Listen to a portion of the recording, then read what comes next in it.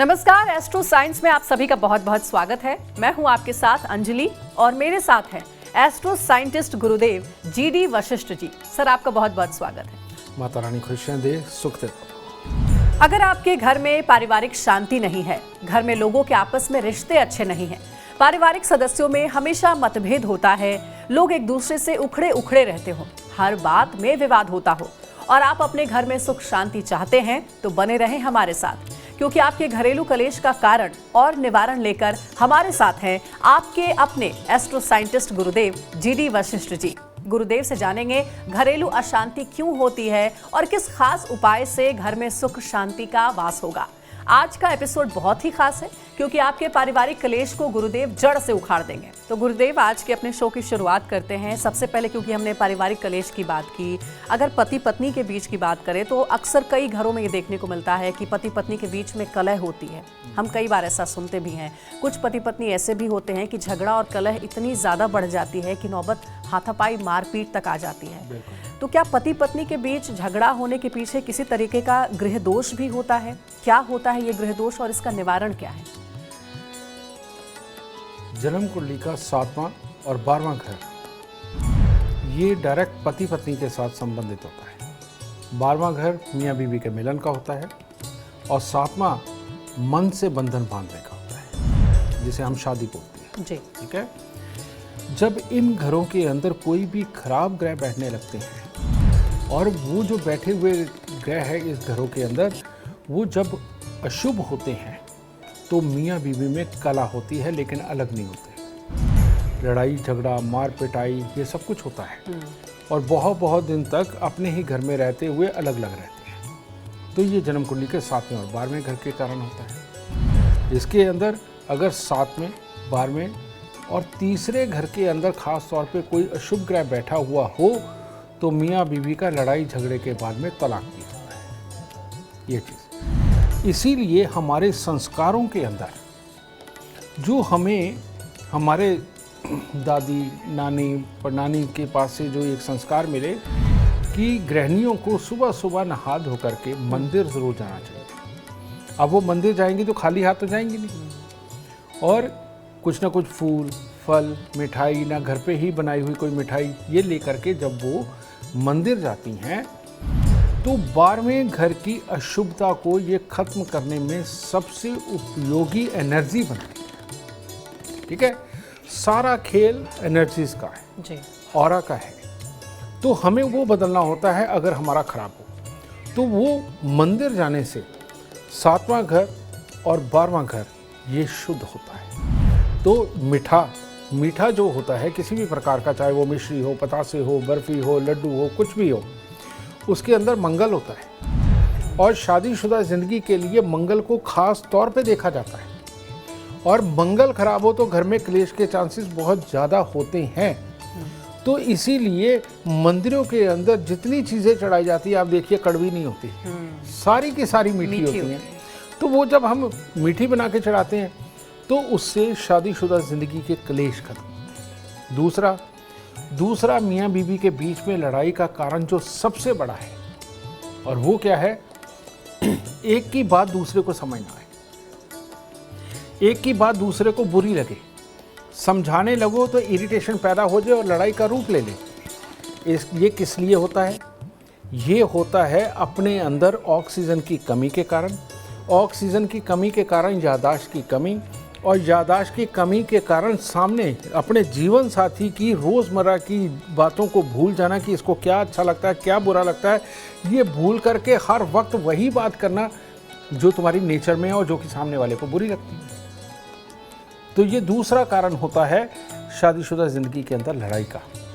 तो इसीलिए औरतों को ख़ास तौर पे एक हिदायत दी गई कि शादीशुदा ज़िंदगी में अगर दिक्कत है तो बृहस्पतिवार को कच्चा पीला सूत पीपल को लपेट करके वहाँ पर जल चढ़ाएं। कारण आप सबको पता है कि इस धरती पर ऑक्सीजन का अगर कोई 24 आवर का कोई स्रोत है तो वो पीपल का पेड़ है। तो ये ऑक्सीजन की कमी पीपल को कच्चा पीला सूत लपेटते लपेटते में 7 बार जब लपेटते हैं, औरत के अंदर जाती है, उसकी याददाश्त बढ़ती है, उसकी सहन शक्ति बढ़ती है और अपने ही घर वालों की ज़रूरतों को, बातों को समझने में उसको मदद मिलती है। ये साइंस है, ठीक है। और इतनी सी ये साइंस फॉलो करने से घर के अंदर कलेश होने बंद हो जाते हैं। जी, बहुत अच्छा और सरल उपाय गुरुदेव ने बताया है। एक और समस्या अमूमन कई घरों में देखने को मिलती है गुरुदेव कि पिता और बच्चे के बीच का संबंध अच्छा नहीं है, ठीक नहीं चल रहा है। कई बार तो बातचीत तक नहीं होती है पिता और बच्चे की। तो इसके लिए कौन सा गृह दोष जिम्मेवार है, इसका निवारण कैसे हो? जन्म कुंडली के अंदर पिता की कुंडली में पुत्र का जो स्थान होता है वो जन्म कुंडली का 5वां घर होता है, और पुत्र की कुंडली के अंदर जो पिता का स्थान होता है वो जन्म कुंडली का 5वां घर होता है, ठीक है।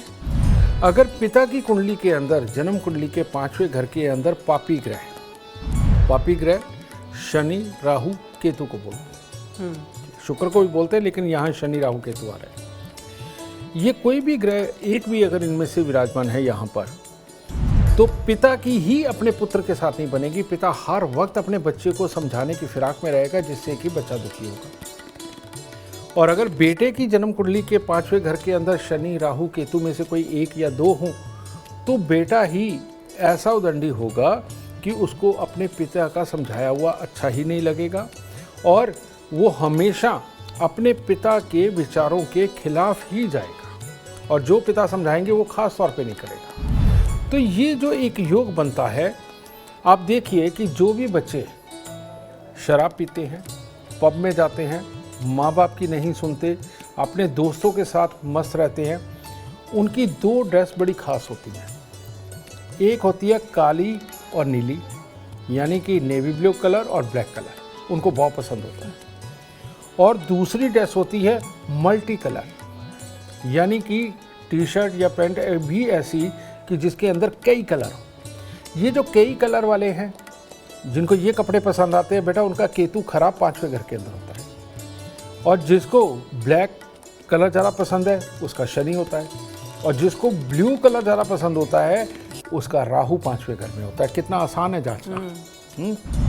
अब ऐसी अवस्था में जिस बच्चे का, मान लीजिए आपके घर में कोई ऐसा बच्चा है और जिसका स्वभाव नहीं मिल पाता माँ बाप से, या माँ बाप जो समझाते हैं वो उसको नहीं फॉलो करता है और हमेशा विचारों में तकरार रहती है, तो आपको जांचना क्या है। अगर वो मल्टी कलर पसंद करता है तो ऐसी अवस्था में 43 दिन लगातार 200 ग्राम चावल, 200 ग्राम देसी खांड दान दे दीजिए, आपका बच्चा सीधा हो जाएगा। और ख़ास तौर पे ऐसे बच्चे को अगर ज़ुकाम, डस्ट, एलर्जी भी रहता है तो फिर तो ये उपाय रामबाण की तरह काम करेगा, और माँ बाप के साथ विचार भी मिलने लगेंगे। सिर्फ 43 दिन ये चावल और देसी खांड दान देना है। अगर बच्चे को ब्लू कलर ज़्यादा पसंद है तो ऐसी अवस्था में क्या करना है, आपने अपने घर का जो मेन गेट है वो टूटा फूटा, जंग लगा हुआ ना हो, वहाँ पर पेंट वगैरह मुकम्मल सारा अच्छा होना चाहिए। और जो घर का मेन गेट है उसकी दहलीज के ऊपर चांदी की एक आधे इंच मोटे पतरा लगा दीजिए, ताकि आपका बच्चा जब घर में एंटर हो तो नेगेटिव ऊर्जा सारी बाहर ही रह जाए। चांदी में ये खासियत है कि नेगेटिव ऊर्जा, या आप ये कहें कि जो बुरी हवाएं हैं वो चांदी के आगे नहीं ठहरती। तो जैसे ही आपके घर की दहलीज में एंटर करेगा तो वो नेगेटिविटी बाहर छोड़ाएगा, ठीक है। और जब घर के अंदर रहेगा कुल रहेगा। और एक चांदी का ठोस हाथी बनाइए जो कम से कम 60 ग्राम का हो, जिसकी सूंड नीचे को हो, राइट पाँव आगे को हो। वो उसके सोने वाले कमरे में बेड के आसपास रख दीजिए। ये इसकी पॉजिटिव ऊर्जा को हमेशा बना करके रखने में उसकी मदद करेगा। तो ये ब्लू वाले भी हो गए। अब आगे ब्लैक वाले। अगर आपके बच्चे को ब्लैक कलर बहुत ज़्यादा पसंद है और चिड़चिड़ा रहता है, उसकी आंखों में दिक्कत रहती है, इरिटेट रहता है, जल्दी बाल सफ़ेद भी हो रहे हैं, अगर इस तरह के सिम्टम्स बच्चे के अंदर है और आपका कहना नहीं मानता और आपस में नहीं बनती है, कुछ नहीं, माँ करे या बाप करे, 43 दिन लगातार 8 साबुत बादाम लेकर के मंदिर चढ़ाएं, प्रणाम करें, आते हुए 4 वापस उठा करके ले आने, ठीक है, और लाके लोहे के डिब्बे में बंद करके उनको किसी अंधेरी जगह पे रखें जहां सूरज की रोशनी ना पड़ती हो। 43 दिन ऐसा करने के बाद डिब्बे को बंद करके वहीं पड़ा रहने दें, और 1 साल तक इन बादामों को अपने घर पे रखें। 1 साल बाद उठा करके बादामों को जल प्रवाह कर दें, डिब्बा कहीं बाहर फेंक दें। आप ये करके देखिए, पक्की बात है, ये लाल किताब अमृत के उपाय, वशिष्ठ ज्योतिष के उपाय आपकी पूरी ज़िंदगी के दुख तकलीफ ख़त्म करने में पूरी तरह सक्षम है। बहुत सरल उपाय बताए हैं गुरुदेव ने और अमूमन कई घरों में ये समस्या देखने को मिलती है। आप ये उपाय ज़रूर अपने घरों में अपनाएं और देखिए आपकी समस्या का निवारण ज़रूर होगा। आप देखते रहिए एस्ट्रो साइंस। हमारे एस्ट्रो साइंटिस्ट गुरुदेव GD वशिष्ठ जी आपको सरल उपाय आगे भी बताने वाले हैं जो आपके घर में हर तरह के कलह को जड़ से खत्म कर देगा। गुरुदेव ऐसा कहते हैं कि बच्चे की सबसे पहली गुरु या फिर दोस्त कह लें वो उसकी माँ होती है। माँ और बच्चे का प्यार किसी गवाही का मोहताज नहीं है। लेकिन अगर बच्चे अपनी माँ की ना सुनते हो या हमेशा अपनी माँ से कटे कटे रहते हो, इसके पीछे का क्या कारण है और ऐसी माँओं को क्या उपाय करना चाहिए? यही बात है बेटा कि हम ये एक्सपेक्ट करते हैं कि एस्ट्रोलॉजी के पास हर जवाब है और हर सवाल जब मर्जी जागे और उसका जवाब सामने से आ जाएगा। इसके पीछे टेक्निकल रीज़न बहुत सारे हैं। टेक्निकल रीज़न क्या है? अगर माँ की जन्म कुंडली के अंदर चौथे घर के अंदर कोई बहुत ही खराब ग्रह बैठे हैं तो उसके घर में तो क्लेश रहना ही रहना है। और अगर बच्चे की जन्म कुंडली के अंदर चंद्रमा बहुत खराब अवस्था के अंदर है तो ऐसी अवस्था में भी माँ के दुखों का कोई ना कोई हिस्सा पैदा होता ही रहेगा। और बच्चे के लगन में या चौथे घर के अंदर कोई खराब ग्रह बैठे हैं तो माँ के साथ उसका कोई ना कोई टकराव वैमनस्य चलता ही रहेगा। अब ये दो चीज़ें हो गई। इसका मैं इलाज तो आपको दे रहा हूँ यहीं पे। खास तौर पे माँ के साथ में सारी ज़िंदगी बच्चे की बॉन्डिंग बहुत शानदार रहे और माँ और बच्चा दिल से एक रहे, चाहे वो लड़का हो चाहे वो लड़की हो। इसका उपाय तो आज मैं आपको देने वाला हूँ। लेकिन आपको ये मैं कहना चाहता हूँ कि सारी दुनिया को उनका भविष्य बता करके सही यकीन दिलाने का काम हमने किया है और इसके लिए मैंने अपना नफ़ा नुकसान बिल्कुल नहीं सोचा और मेरे को सिर्फ आप लोगों के दुख से मतलब था। इस वजह से आप सबके लिए मैंने क्या किया है, आप अभी के अभी एंड्रॉयड फ़ोन के अंदर प्ले स्टोर में जा कर के एस्ट्रो साइंस ऐप डाउनलोड करें और माँ की भी डेट ऑफ बर्थ टाइम डाल के और बच्चे की भी date of birth time birth place डाल के एक तो बच्चे की लक मीटर के अंदर राशि चेक कर ले और एक उसके अंदर सेक्शन है कुंडली के बहुत बुरे योग, उसके अंदर चेक करिए। आपको सारी चीज़ का विवरण मिल जाएगा कि इन लोगों की माँ की मानसिकता क्या है, बेटे की क्या है, माँ कहाँ गलत हो सकती है या बच्चा कहाँ से गलत हो सकता है और उसका उपाय क्या है। वो अगर आप सटीक उपाय करते हैं जो कि मैंने आप सबके लिए बिल्कुल फ्री में कर दिया है, 1 रुपया भी नहीं लेते हम उसका, ठीक है। और ये सब आप लोगों का दुख मिटाने के लिए, घर घर से दुखों को मिटाने के लिए ये मैंने किया है काम जी। तो इसके अंदर जा कर के देखिए और देख के बहुत बुरे योगों का इलाज करिए, सुखी हो जाएंगे। और वैसे इसका जो जनरल इलाज है कि माँ बच्चा एक हो जाए और आपस में तकरार ख़त्म हो। पहले लोग सुबह नहा धो करके जल लेते थे, जल में थोड़ा सा दूध डालते थे, 4 दाने चीनी के डालते थे और जाकर के बड़ के पेड़ पे चढ़ाते थे और गीली मिट्टी का तिलक लगा के आया करते थे। सबसे उत्तम इलाज ये है। इसके अलावा अगर बड़ का पेड़ आपके घर पे नहीं, जैसे कि पहाड़ों पे नहीं मिलता, तो ऐसी अवस्था में आपने क्या करना है कि दूध में हलवा बनाना है, यानी कि सूजी भूननी है, घी के अंदर चीनी वैसे ही डालनी है। जब पानी डालने का वक्त आता है तब आपने उसके अंदर दूध डालना है और उसको पका लो। और हर मंगलवार को ये दूध के अंदर बना हुआ हलवा मंदिर चढ़ा करके गरीबों में बांटो। ये सबसे उत्तम इलाज है माँ और बच्चों की आपस में अच्छी बॉन्डिंग बनाने के लिए, रुपए पैसे प्रॉपर्टी के अंदर आने वाली बाधाओं को हटाने के लिए, अपने घर के अंदर बिल्कुल कूल माइंड होके हंसते खेलते आपस में परिवार को चलाने के लिए सबसे उत्तम उपाय है जो आपको ज़रूर करना चाहिए। जी। और अब अगला सवाल जो है गुरुदेव, वो लगभग हर घर की समस्या है। वो सवाल ये है कि कहते हैं कि शादी के बाद बहू जो है वो अगर किसी के सबसे करीब होती है तो वो अपनी सास के करीब होती है, लेकिन सास बहू की जो नोक झोंक है वो अगर बढ़ जाती है तो पूरा घर का माहौल मानो बिगड़ जाता है। ऐसे कौन से ग्रह हैं जो सास और बहू की आपस में नहीं बनने देते हैं? उनका वैचारिक मतभेद बड़े झगड़े में बदलकर रोज घर का माहौल खराब कर देता है और इसके लिए क्या खास उपाय हैं जिससे कि सास और बहू में प्यार बढ़े, कभी तकरार ना हो? जन्म कुंडली के अंदर चौथा घर होता है माँ का, पति की माँ, और 7वां घर होता है पति का, अगर हम एक लड़की या औरत की कुंडली की बात करते हैं जी। चौथे घर से पानी देखा जाता है और 7वें घर से मिट्टी देखी जाती है, खेती वाली, ठीक है। तो इन दोनों का मेल तो है ही नहीं। अगर लिमिटेड मात्रा में खेती के अंदर पानी जाए तो फसल पैदा होती है, घर में खुशहाली आती है ना। इसको आप ये कह सकते हैं कि अगर सांस का इंटरफेरेंस थोड़ा कम रहे तो घर में खुशहाली ज़्यादा अच्छी रहती है, ठीक है। लेकिन अब बाढ़ वाली सिचुएशन देखिए कि बाढ़ आती है तो वो क्या करती है, जब बाढ़ आती है वो खेतों की मिट्टी को काट के बहुत बड़ा हिस्सा अपने साथ बहा करके ले जाती है, यानी कि इसे बोलते हैं चौथे और सातवें घर की लड़ाई, यानी चंद्र शुक्र आपस में मिलकर के नीच केतु बनाते हैं। ये एस्ट्रोलॉजिकल वे है इसको जानने का। तो ये पानी और मिट्टी की जो लड़ाई है यही सास और बहू की लड़ाई है जी, ठीक है। इसके अंदर हमें देखना क्या है, अब हो सकता है बहू गलत हो सकता है सास गलत हो, तो ये चीज़ है। तो ऐसी अवस्था के अंदर एक मीडिएशन के लिए कोई होना चाहिए जो इन दोनों को समझा सके कि कौन गलत है कौन सही है, और बात को ये अपने ऊपर लेकर के ठंडा कर सके। ऐसे ही एस्ट्रोलॉजी है।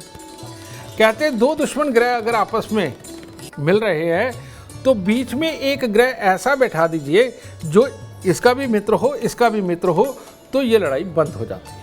ये बड़ा मुश्किल संयोग भी है गुरुदेव, हाँ। जो आप कह रहे हैं। नहीं, मैं इसका अभी बताऊंगा कि हमारे संस्कारों में इसे कैसे किया गया जी। हमारे संस्कारों के अंदर सबसे पहले लड़की को दहेज के अंदर चांदी देते थे ज़्यादा, ठीक है। अब लोग अमीर हो गए, सोना देना शुरू कर दिया। अब जितना ज़्यादा दहेज के अंदर सोना आता है तो वो चांदी तो आई नहीं जी, ठीक है। उसकी वजह से बृहस्पति देव आ गए, जिसके कारण गर्मी रहती है, और लड़की को घमंड रहता है कि मैं पैसा ज़्यादा लेके आई हूँ, मैं अमीर घर से आई हूँ। वो भी एक पंगा पड़ता है। एक ये, दूसरा, जो लड़की सिंदूर नहीं लगाती, माथे पे लाल रंग की बिंदी नहीं लगाती, और हाथ में वो जो चूड़ा पहनते हैं ये नहीं पहनती, बहुत जल्दी त्याग देती है, उसके घर में सास बहू की लड़ाई कंफर्म है, तय है। क्योंकि ये साइंस है। ये मंगल जब तक बहू धारण नहीं करके रखेगी तब तक बातों को सहने की शक्ति उसके अंदर डेवलप नहीं होगी, ठीक है। एक ये चीज़। चलिए, मॉडर्न ज़माना है, आप चूड़ा भी नहीं पहन सकते, सिंदूर भी नहीं लगा सकते, बिंदी भी नहीं लगा सकते, चलो मान लिया। एक काम कर लीजिए, एक चांदी की डिब्बी लीजिए, चांदी की डिब्बी में शहद भर लीजिए, और शहद भर के एल्फी वगैरह से उसको चिपका लीजिए ताकि वो शहद बाहर ना आए।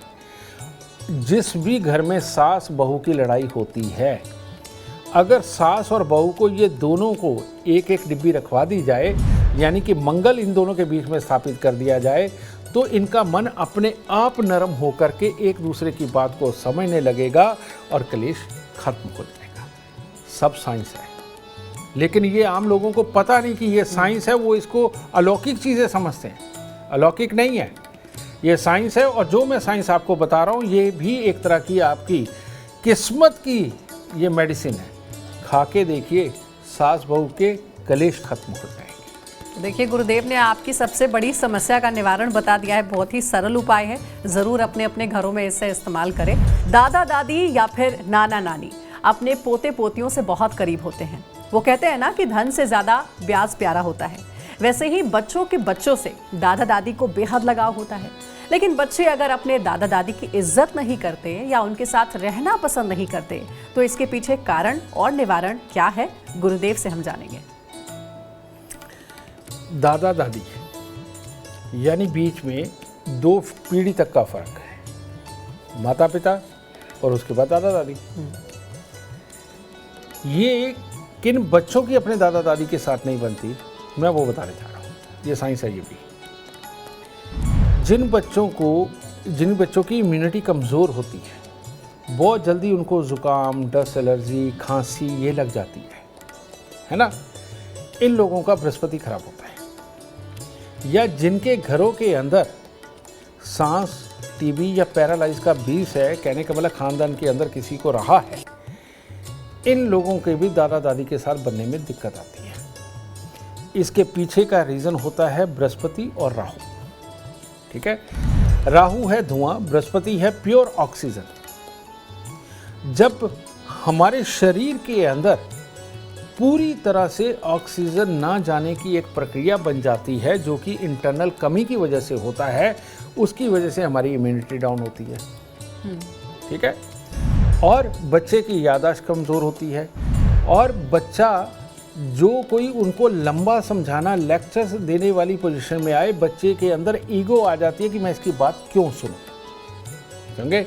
ये इन बच्चों के अंदर ये प्रॉब्लम आती है और इन लोगों को अपना दादा दादी का कास्ट सबसे बुरा होता है। ऐसे बच्चे जो प्रत्यक्ष माहौल सामने होता है सिर्फ उसी में जीना चाहते हैं, और यही वो लोग हैं जो पुराने संस्कारों को दकियानूसी, डकोसला ये सब कुछ बोलते हैं, क्योंकि उनको आज की ज़िंदगी नज़र आ रही है, पीछे क्यों कैसे करके ये सारे संस्कार बनाए गए उनको इससे मतलब नहीं होता। तो इसीलिए ये बच्चे पूजा पाठ को भी कम मानते हैं या दिखावे के लिए कर लेंगे, लेकिन अंदर दिल से ये दादा दादी की बात नहीं मानेंगे। तो ये एक दिक्कत होती है। इसके बाद अब ये तो कमी है, सही मायने में बच्चे में कमी है, और उसका जुकाम, डस्ट एलर्जी बार बार होना ये आपको बता ही रहा है कि इसकी इंटरनल मशीनरी में दिक्कत है। तो इसका इलाज क्या है? इस चीज़ को अगर आप ठीक करना चाहते हैं तो कच्ची हल्दी मिलती है। कच्ची हल्दी 20 ग्राम लेकर के उसको आप पीसिए, पीस करके उसका आप रस निकाल लें कपड़े के साथ में कटोरी के अंदर, और जितना रस निकले उसके अंदर थोड़ा सा शहद मिक्स करके सोमवार और बृहस्पतिवार को अगर वो कच्ची हल्दी का रस बच्चे को पिलाया जाता है शहद के साथ मिक्स करके, तो उसके अंदर की ये जो मशीनरी बृहस्पति यानी कि ऑक्सीजन लेकर के अपने शरीर को बिल्कुल स्वस्थ बनाना और यादाश्त को तंदुरुस्त करना और धैर्य देना, ये जो कमी आ रही है ये कच्ची हल्दी उसको ख़त्म करेगी। और हर रोज़ केसर का तिलक बच्चे के नाभि ज़ुबान माथे पर लगाना इन समस्याओं को दूर करके दादा दादी के साथ बच्चों का सौहार्द बढ़ा करके दादा दादी से पिछली लाइफ का एक्सपीरियंस लेकर के ये बच्चे शायद दूसरे बच्चों से बहुत ज़्यादा अच्छे वाली ग्रोथ के ऊपर चले जाएंगे, इतने से उपाय के साथ। यानी कि समस्या का निवारण तो गुरुदेव बता ही रहे हैं, इम्यूनिटी को कैसे आप स्ट्रॉन्ग कर सकते हैं। अगर किसी की इम्यूनिटी वीक है तो उसका उपाय भी उन्होंने बता दिया। गुरुदेव, घर में रहने वाले करीबी रिश्तों की तो हमने बात की, कई समस्याओं का निवारण भी आपने बताया, लेकिन गुरुदेव अब ये बताएं कि कुछ ऐसे रिश्तेदार भी होते हैं जिनसे हमारी बिल्कुल भी नहीं बनती, या अगर वो घर आ जाएं तो हमारा मन खराब हो जाता है, हम मन से उनका स्वागत भी नहीं कर पाते हैं। अगर ऐसा हो तो इसके पीछे कौन सा ग्रह दोष जिम्मेवार है, और रिश्तेदारों से प्यार और सम्मान मिले इसके लिए क्या उपाय करना चाहिए? बेटा अब तुमने तो रिश्तेदार बोल दिया, लेकिन रिश्तेदार इतने सारे होते हैं जो 9 ग्रहों में बटे होते हैं और 12 घरों में बटे हुए होते हैं। जैसे पहला घर नाना का होता है, दूसरा घर ससुर का होता है, तीसरा घर छोटे भाई बहन का होता है, चौथा घर माँ और मामा परिवार का होता है, पांचवा घर पिता और पिता के सगों का होता है, छठा घर फिर अगेन मामा का होता है या बहन का होता है। तो इस तरह से अलग अलग। मैं इसके अंदर आपको जो बहुत ही ज़्यादा किस्मत कनेक्शन रखता है मैं उस घर के बारे में बताता हूँ। अगर जन्म कुंडली के चौथे घर के अंदर ग्रह खराब बैठा हुआ है तो मामा के साथ तकरार होती है लेकिन मिलना रहता है। मामा के साथ तकरार होती है लेकिन उसके साथ मिलनसारी रहती है, और समय समय पे बुरे वक्त में थोड़ा बहुत काम भी आते हैं। ठीक है, तो ये चौथे घर की अशुभता को दूर करने के लिए हमें करना क्या है कि जब भी कभी चलते पानी के किनारे जाए तो थोड़ी सी चने की दाल बहा दीजिए बहते पानी के अंदर, इससे ये बुरापन निकलेगा। फिर जो रिश्ता ही खत्म होता है, जिनको देखते ही चिड़न आती है और मामा को भी आए और भांजे को भी आए और दोनों एक दूसरे के ऊपर ब्लेम गेम करते हों और देखते ही सड़ जाते हों, इवन शादी पे भी मिले तो तब भी एक दूसरे की तरफ तलख निगाहों से देखते हों, ऐसे में जन्म कुंडली का छठा घर ये जिम्मेवार होता है। ये मामा का प्योर घर है। ठीक है, ऐसी अवस्था के अंदर बेटा अगर ऐसा इंसान बंदरों को गुड़ गेहूँ खिलाता रहे और नीले रंग के फूल ये माँ सरस्वती को समय समय पे अर्पण करता रहे तो उसके अपने मामा परिवार के साथ में ये प्रॉब्लम खत्म हो जाएगी, और फिर मामा को भांजे को देख के और भांजे को मामा को देख करके चिड़न कभी नहीं आएगी। अपने रिश्तों को मजबूत करें, अपने रिश्तों को मजबूत करें। इतने छोटे से उपायों के साथ लड़ने में क्या रखा है बेटा। बिल्कुल सही बात है, छोटी सी जिंदगी है और ऐसे में सबके साथ मिलजुल कर खुश रहना चाहिए। खुद भी खुश रहिए और दूसरों को भी खुश रहिए। गुरुदेव अब जरा आप इसके उपाय बताइए कि घर में अगर शांति हमें रखना हो, सुख समृद्धि का वास हो, इसके लिए दर्शकों को कोई एक वास्तु उपाय बताएं। जन्म कुंडली का जो दूसरा घर होता है ये धन के लिए होता है, लिक्विडिटी के लिए, अपने कुनबे के लिए, ससुराल के लिए और हमारी वाणी के लिए जन्म कुंडली का दूसरा घर देखा जाता है। लेकिन जो मैं बताने जा रहा हूँ, हो सकता है आपके घर पे आने वाले कोई भी वास्तुकार वो इस बात को ना माने, लेकिन जो अभी मैं बताने लगा हूँ उससे प्रैक्टिकल आप स्वयं करके देखें और देखें कि उसका रिजल्ट आता है या नहीं। जन्म कुंडली का दूसरा घर यानी कि उत्तर पश्चिम, नॉर्थ वेस्ट, इसके अंदर अगर टॉयलेट हो, कबाड़ हो या ऐसी कोई अलमारी रखी हुई है जिसमें कबाड़ भर के रखा हुआ है, वॉशिंग मशीन हो, ठीक है, नहाने धोने का स्थान हो और वहाँ पर जंग लगा हुआ कोई चीज़ें पड़ी हुई हैं, या आपके नौकर ही उस दिशा के अंदर रहते हैं, तो आपके घर में बीमारी भी होगी, क्लेश भी होगा, पैसा आएगा लेकिन जाएगा कहाँ आपको पता भी नहीं चलेगा। आने में दिक्कत नहीं, वो आपके ग्रहों के से आ रहा है लेकिन टिकेगा नहीं। इसीलिए यहाँ पर कबाड़, टॉयलेट, बाथरूम, कबाड़ की अलमारी या नौकरों के रहने का स्थान ना हो, जो सफाई कर्मचारी, ठीक है।